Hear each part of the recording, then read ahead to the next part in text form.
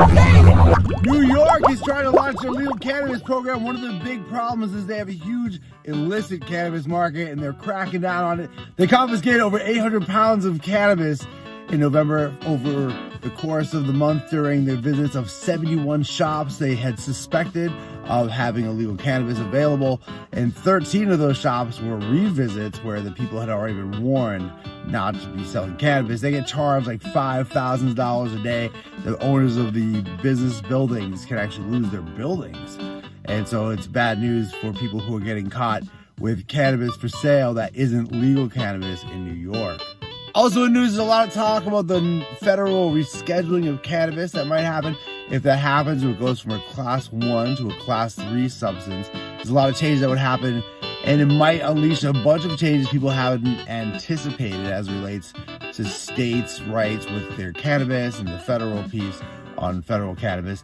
One thing that would certainly happen is people who are involved in cannabis businesses could then make claims on their federal tax returns, and cannabis businesses might go from an 80% tax bracket to a 30%, where now they're losing a lot of their money because they're not able to claim any sort of deduction. That also may change who actually handles cannabis on a state basis, taking the power away from groups like the Cannabis Control Commissions and put it into government agencies, which may or may not be a good thing for existing cannabis companies.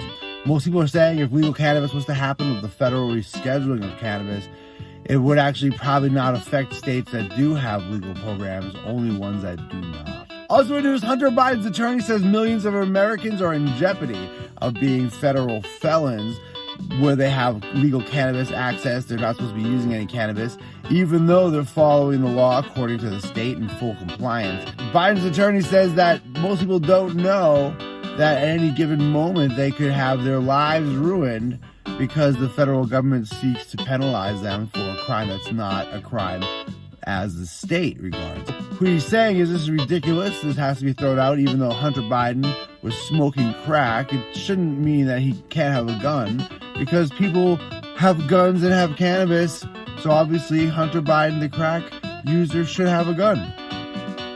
Thanks for watching the Walk.